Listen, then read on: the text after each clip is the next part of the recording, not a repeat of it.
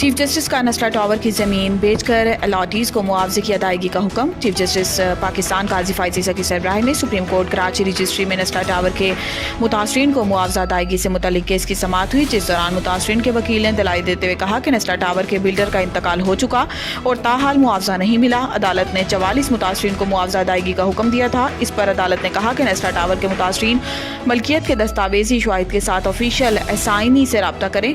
अदालत ने नस्ला टावर के प्लाट की मार्केट वैल्यू से मुतल्लिक भी रिपोर्ट पेश करने की हिदायत की और नस्ला टावर की ज़मीन फ़रोख्त का इश्तिहार शाया कराने का हुक्म दिया। अदालत ने नस्ला टावर की ज़मीन बेचकर अलॉटीज़ को मुआवजा अदा करने का हुक्म देते हुए कहा है कि नीलामी में आने वाली बोली की भी रिपोर्ट अदालत में पेश की जाए। इस्लामाबाद में रोटी की कीमत में कमी का नोटिफिकेशन मुअत्तल। जस्टिस तारिक महमूद जहांगीरी ने नॉन बाय वेलफेयर एसोसिएशन के सदर की दरख्वास्त पर समाअत की। अदालत ने जिला इंतजामिया का नान रोटी की कीमतों में कमी का नोटिफिकेशन 6 मई को आइंदा समाअत तक मुलतवी कर दिया।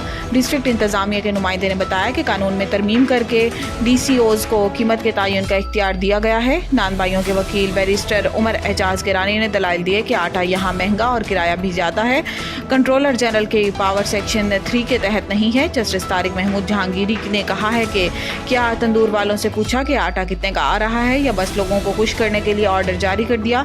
अदालत ने आइंदा समाअत तक नोटिफिकेशन मुअत्तल करते हुए फ्रीकैन से तफसीली जवाब तलब कर लिया और समाअत 6 मई तक मुलतवी कर दी। हमारे खदशात हैं, शब बारात पर बुशरा बीबी के खाने में जहर मिलाया गया। बुशरा बीबी की तर्जुमान मिशाल यूसुफजई ने कहा है कि हमारे खदशात हैं कि शब बारात पर बुशरा बीबी के खाने में जहर मिलाया गया।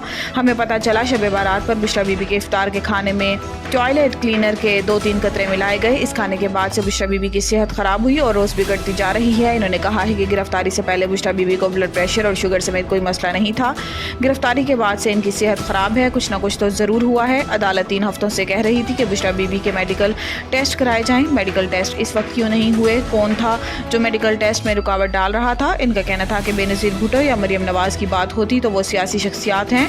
बुशरा बीबी सियासी शख्सियत नहीं, घरेलू खातून है। इनको इसलिए निशाना बनाया गया कि वो बानी PTI की अहलिया हैं। वज़ीर आला बनने के लिए खुद को साबित करना पड़ा, आग के दरिया से गुजर कर पहुंची हूँ।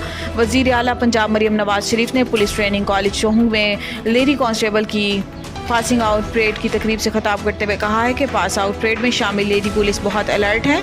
खुशी है कि पाकिस्तान के पास इतना ज़्यादा टैलेंट है। IG पंजाब को हदायत की है कि 7000 ख़वातीन पुलिस एहलकार कम है, इनकी तादाद में इजाफा किया जाए। वक्त आएगा जब लेडी पुलिस की तादाद 50% से तजावुज़ कर जाएगी।